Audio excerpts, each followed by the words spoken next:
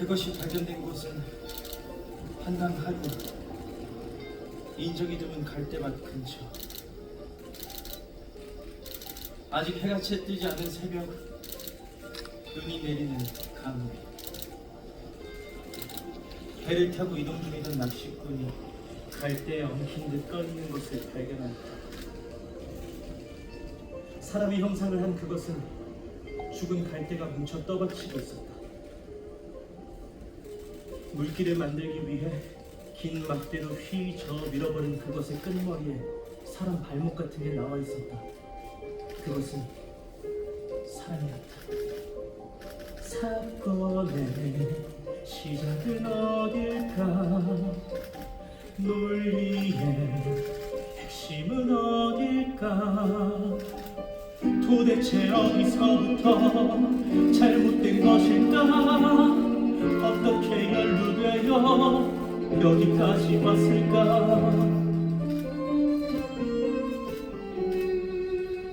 내가 놓치고 있는 그 가설은 무엇일까? 흔적이 흔적을 연결하고 흔적의 흔적에 올라타서 사건의 그림을 그리는 거야. 논리와 비논리의 그 사이 자연스럽게 의도된 증거들 찾아내야만 해, 연결해야만 해.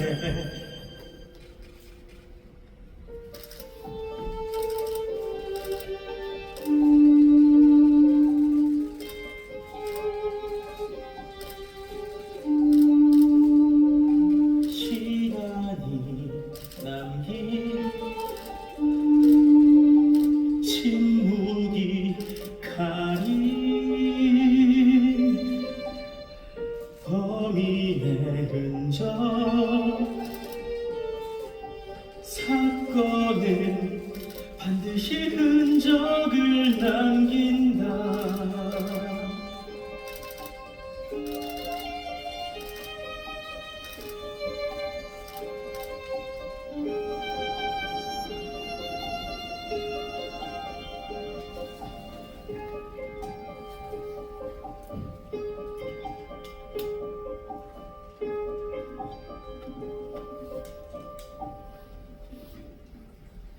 소설이 줄 수 있는 극적 체험? 나보고 날 증명하라고. 무식하고 멍청한 놈들, 대체 지들이 뭘 알아! 책상문에 앉아서 뭐라 됐냐 떠들면 평론가라도 된 줄 알아 보지. 나는 아무것도 아닌 사람, 최은수 모르는 펜을 꺾어버려야 해. 귀에 꽂히고 앉아버린 말을 그 누가 내 맘을 알까? 그 누가 나리 할까? 천천히 진짜만은 배경은 더 이상 떨어질 것 없는 내 글귀들. 그 누가 내 맘을 알까? 그 누가 날 이해할까? 나에게 관심이나 있을까? 더 이상 발버둥 칠 힘도 버텨낼 힘도 이제 더 이상은 없다. 누구시죠? 네, 저 이수연 선생님을 만나뵈러 왔는데요. 누구냐고 물었습니다. 저는 강인호라고 합니다. 경상일보 출판부에서 나왔습니다. 제가 선생님께 편지를 보냈었거든요. 실례지만 잠시 문 좀 열어주시겠습니까?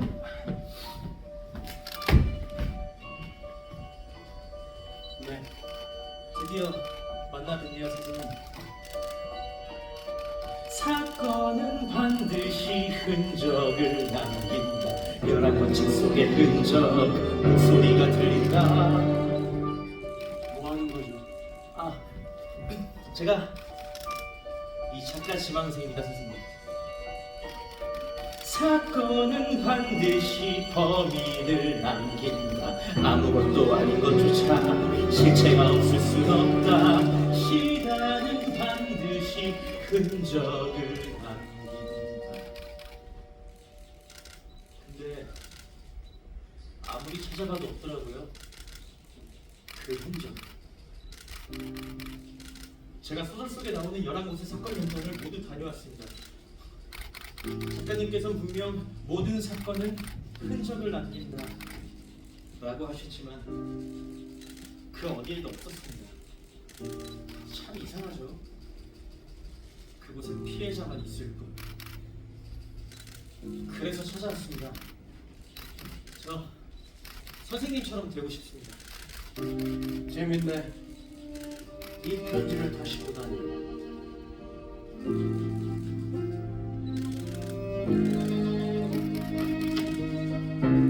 아무것도 아닌 사람, 이젠 세상에서 지워질 놈. 마지막 소설로 스스로를 증명하는, 스스로 증명해야만 해. 아무것도 아닌 사람 누구인지 글을 써야만 해.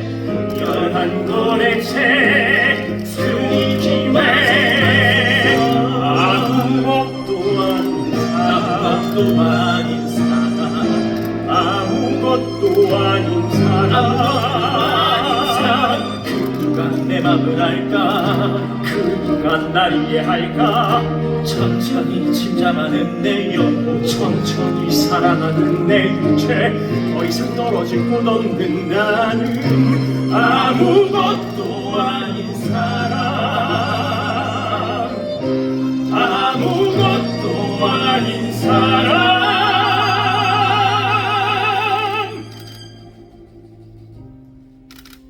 첫 번째 책의 범인이죠. 맞아.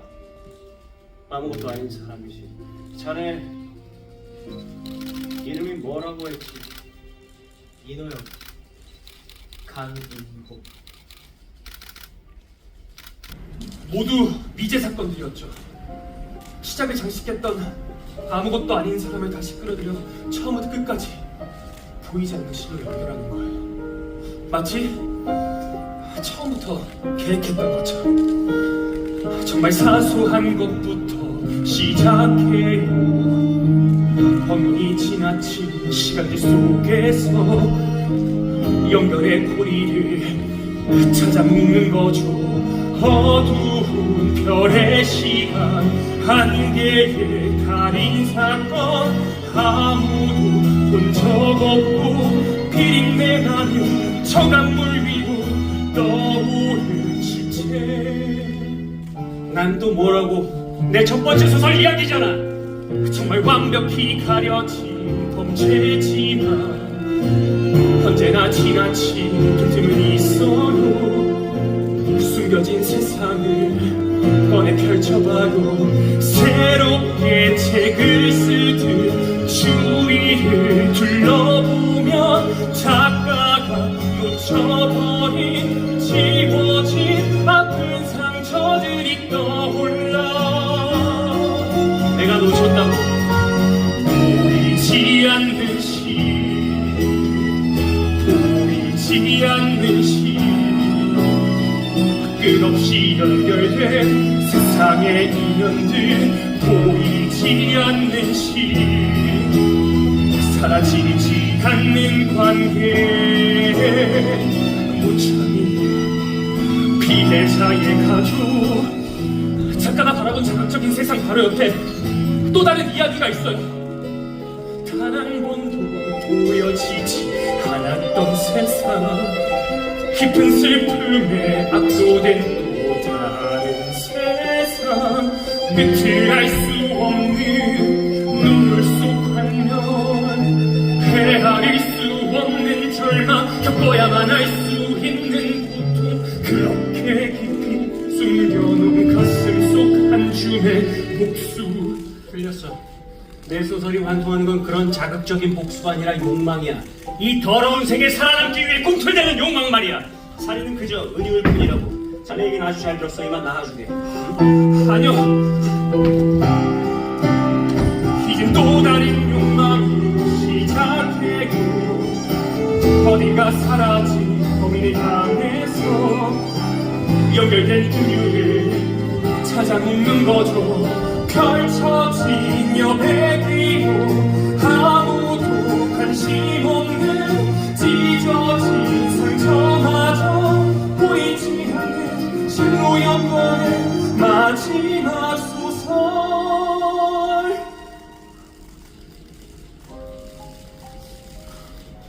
선생님, 이건 그저 그런 복수에 관한 얘기가 아니에요. 자네 이름이 뭐라고 했지?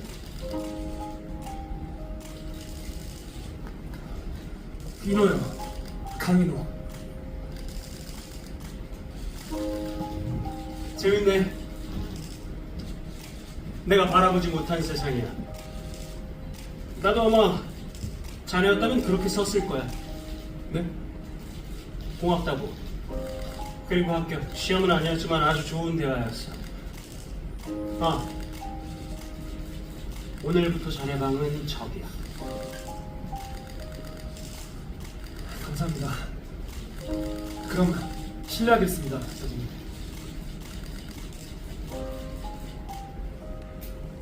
그럼 먼저 실례하겠습니다.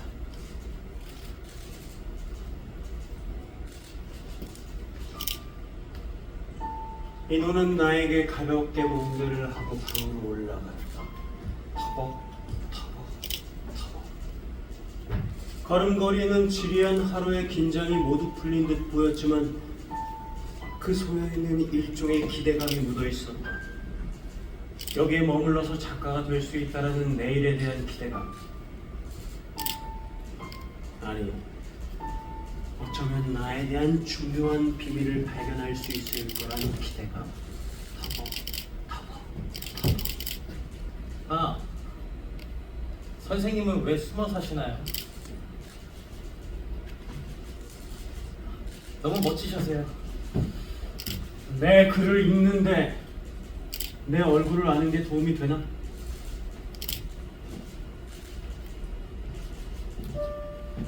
나는 그 뒷모습에서 아주 작은 흔적을 읽기 시작했다. 익숙하지 않은 공간에서의 속도, 그 어색한 속도에서 들려오는 미세한 계단 소리, 의심할 필요가 없는 안정감. 흔적을 남기지 않으려는 인호는 수연의 눈에 아마추어였다.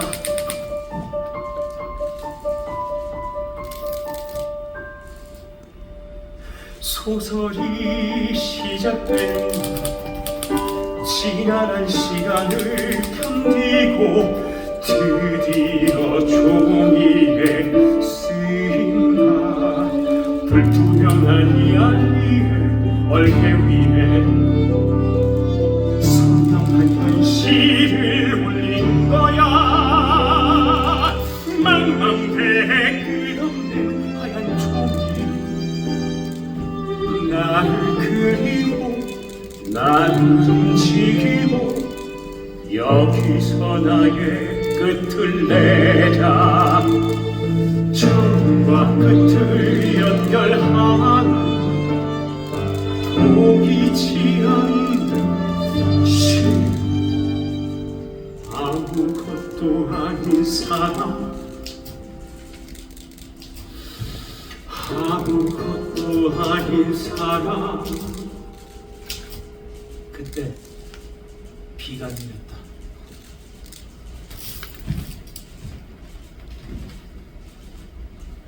소설이 시작된 밤, 드디어 끝이 다가온다.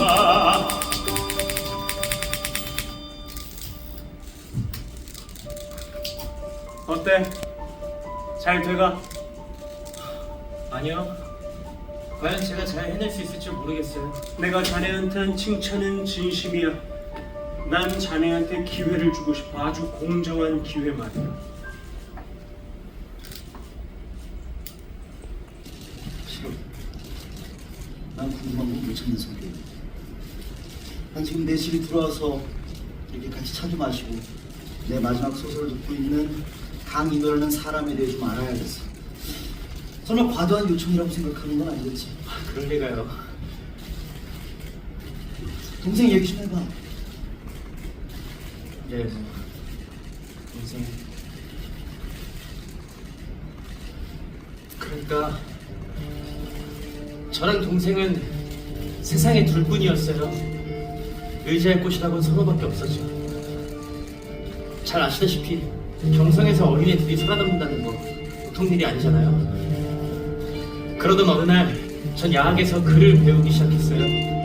그리고 뭔가 될 수 있을 거라는 희망을 가지기 시작했죠. 세상이 어떻게 흘러가는지, 시간이 어디로 지나가는지 나는 아무것도 모르고 읽고 쓰고 다시 쓰고 고쳐 쓰고. 선생님 말대로 재능이 있었는지 글을 쓴다는 건 뭐랄까 재밌었어요. 내 말이 맞다니까. 글을 쓰는 게 재밌는 건 아주 엄청난 축복이야. 내가 만드는 세상, 내가 만드는 세상, 세상 어디에도 없는 나의 이야기. 1945년 10월 23일 인호는 나에게 그럴듯한 거짓말을 하기 시작했다. 난 그런 인호에게서 단 한순간도 놓치지 않으려는 듯 주의를 기울였다. 늘 그렇듯이 거짓말 뒤엔 진실이 숨겨져 있다는 걸 난 그 누구보다 잘 알고 있어. 그런데 이 책이 이야기를 만난 후에 모든 게 달라졌어요. 그날을 똑똑히 기억해요. 저의 모든 그림, 모든 의미를 잃던 날이었죠. 그날 밤도 눈이 내렸죠. 밤은 깊어 달이 모르고 소리 없이 내리는 세상을 덮어도 아무것도 모르고 그날도 밤새 책을 넘겼죠. 나 역시 그날 밤을 기억해냈다. 하얀 눈이 내리던 날, 단 한 글자도 쓰지 못하던 날, 난 무언가 빈 곳을 채우기 위해 그날 밤 걷기 시작했다. 그날 밤 한 장 두 장 책을 넘길 때마다 눈을 뚫고 눈이 난다. 걷는다. 아무 이유도 없다. 오로지 내 글, 내 소설을 위해 한 사람을 뒤따라간다. 그때 어떤 험상궂은 남자를 만나 물건을 주고 받는다. 난 단번에 알았다. 아편. 그날 밤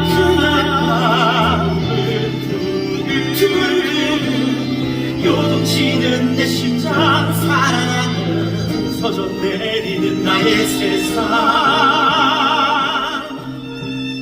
아름다운 눈이 그날은 내게 붉은 먹물 같았고 길어먹을 나의 글은 가슴에 새긴다. 소복소복 쌓여만 가는 잔인한 꿈, 여전히 그날 밤 눈이 생각나. 재밌는 건 그때 제 동생을 잃어버렸다는 사실이에요. 걱정 마세요, 선생님. 제가 제 힘으로 동생을 찾을 테니까요. 당신은 이제 아무것도 아닌 사람이 아닙니다. 괴물. 이제 사람들은 그렇게 부릅니다. 다행이군요. 내가 걸어온 영광의 순간들 모두가 꿈꾸는 나만의 나무. 고뇌가 피워낸 영광의 순간들 그 짜릿한 순간이 지금의 날 증명해 흔적을 찾아서 그림을 그리던 아무도 모르는 내 하늘 괴물 이제는 사라진 그 길 위에서 내 삶을 고백하려 해 그 길 위에서 나 스스로 다스하려 해 지울 수 없는 나의 흔적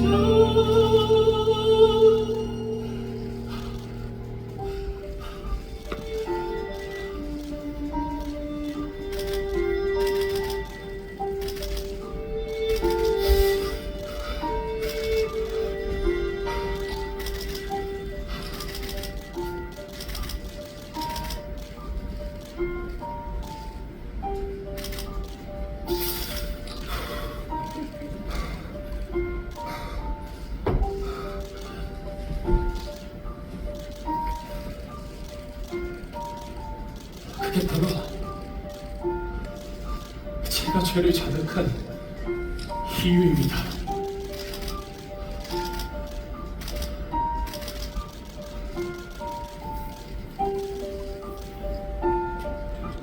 왜 날 죽이지 않죠? 말했잖아! 난 마지막 수술을 써야 된다고. 그러기 위해서 자네가 좀 필요하고, 자네가 날 좀 도와줘야겠어. 제가요? 응.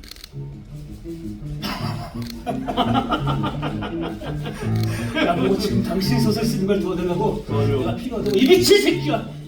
나는 너한테 절대 명분을 주지 않아. 날 죽이면 네 복수가 완성되는 거 아닌가? 내가 널 죽일 것 같아. 나는 널 죽이지 않아. 내가 말하는 복수는 절대 그런 단순한 게 아니야. 단순하다. 그럼 이것 말고도 다른 방법이 있다는 거야? 내가 널 모를 것 같아.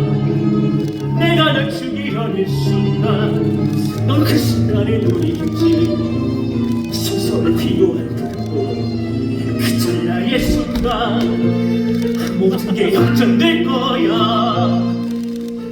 인물 개연성 사건 간의 이음새까지 모든 게 흥미로워. 이건 정말 재밌는 소설이 될 거야. 사건은 반드시 흔적을 남긴다. 이 손에 쥐어진 칼날은 시간은 반드시 흔적을 남긴다. 뿌려진 나의 빗자루 분명히 바뀌고 헝클어진 모든 것들이 널 향해 다 익힐 거야. 아무것도 아닌 것조차 진실이 되는 것 한순간 그 찰나의 순간 그 찰나의 순간 나는 참아야 한다.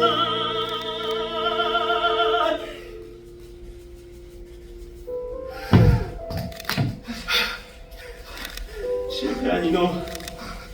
나는 그 순간을 놓칠 수가 없었다. 바닥에 떨어진 칼을 붙들고 방황하는 칼끝을 강인호에게 겨눴다. 그저 작가에 불과한 나는 떨리는 오른손을 왼손으로 붙잡았다. 그때 나를 막으려는 강인호가 나에게 달려든다.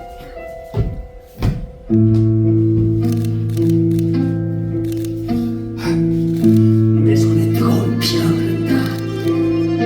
나는 참아야 한다. 그 순간 나의 칼날은 너의 심장을 찌르고 네가 만약 죽는다면 그 찰나의 순간 모든 게 역전될 거야. 그 찰나의 순간 그 찰나의 순간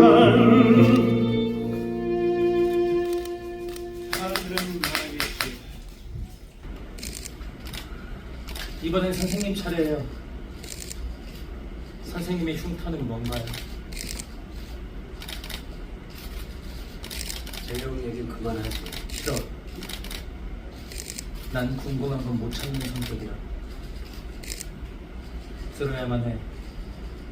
소설을 위해서.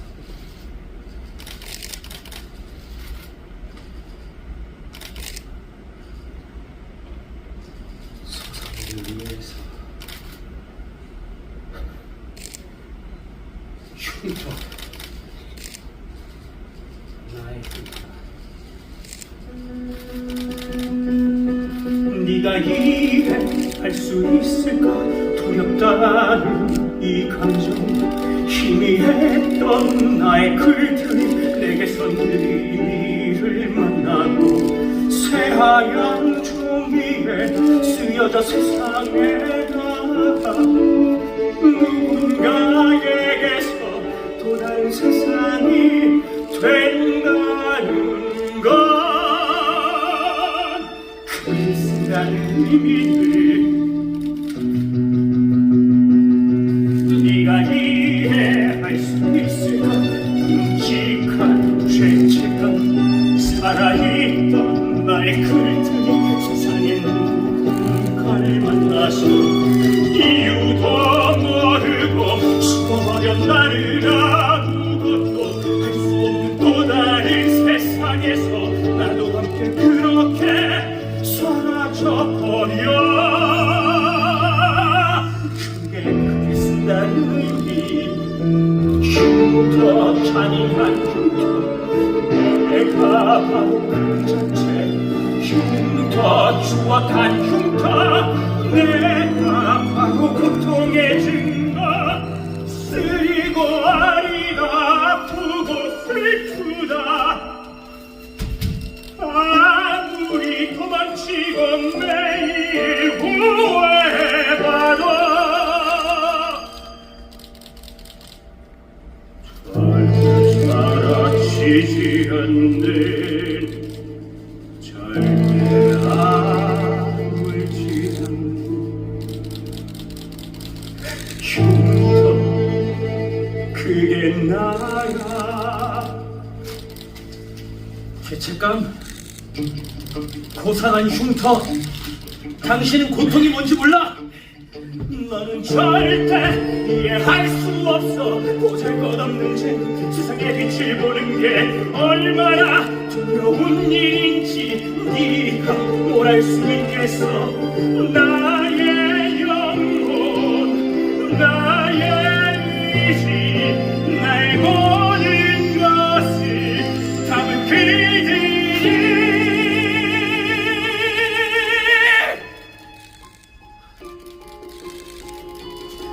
가치가 없다는 걸, 그걸 인정하는 내가 나의 흉터야. 아무도 모르는 나의 흉터. 비루한 열등감, 그게 당신의 범행 동기였군요. 자신이 세상에서 가장 불쌍하다고 생각하는 전형적인 쓰레기. 쓰레기. 좋아요. 다시 작품으로 돌아가죠.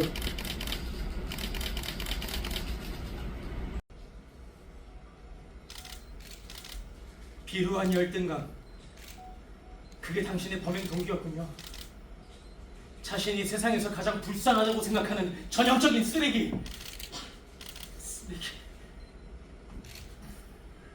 좋아요. 다시 작품으로 돌아가죠.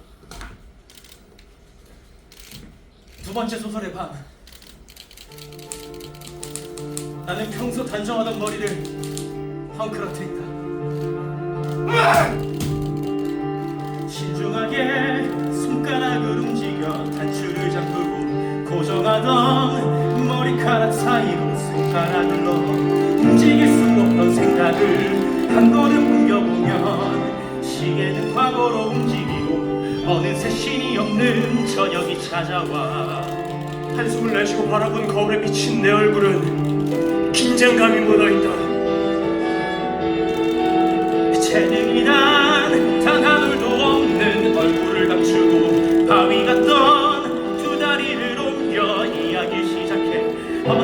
못하는 내일을 위해 호흡을 시작해. 시간은 초조하게 흘러가고 어느새 신이 없는 순간이 찾아와. 걸음을 멈춘다. 정적 내 눈에 보이는 건 덜덜 떨리는 두 손과 얼어붙은 멍청한 두 발뿐이다. 두 눈을 감고 바람 소리 들어봐. 어디선가 들리는 발자국 소리. 눈을 떴다. 순간 나는 그 어디에도 없다.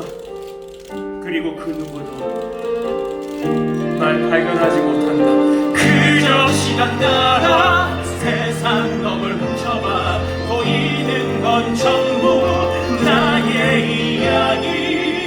동기 없는 행동은 없다. 신이 없는 이 찰나를 틈타 이야기를 훔쳐야 한다. 이야기를 시작해. 신이 없는 순간에 펼쳐지는 나의 마감길. 이야기를 시작해. 신이 없는 순간에 펼쳐지는 나의 마감길. 이제 한 걸음 부조리한 세상에서 필요한 건 이를 먹는 여우. 아주 작은 것이라도 바꿀 수 있다면 세상은 나를 알아봐 줄 거야. 난 아무것도 보이지 않는 어둠 속으로 걸어 들어갔다. 천천히 그때 어디선가 들리는 아이 울음소리. 난 아무것도 보이지 않는 주위를 둘러본다. 이야기는 신이 없는 막강극. 이야기를 시작해. 그때 조그만 철문이 열리고 텅 빈 눈을 한 남자가 걸어나간다. 나는 문이 열린 그곳으로 한 발 내딛는다. 아무 반응도 없는 버려진 아이. 자신의 의지로는 손 하나 까딱할 수 없는 불쌍한 영혼. 여기는 신이 없는 막강극. 이야기를 시작해.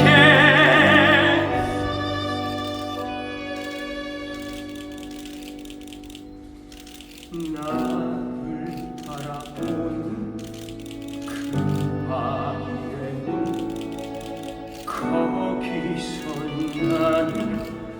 나를 보았어. 불공평한 세상에서 살아가는 패배자. 어둠 속에 숨어 이야기를 시작해. 바꿀 수 있다면 아주 작은 것이라도.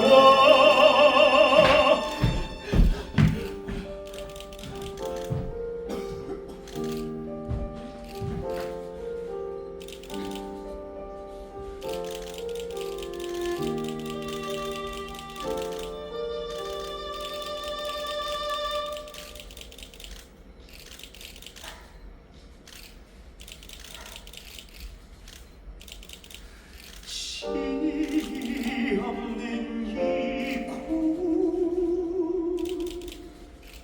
내가 신이 되는 거야.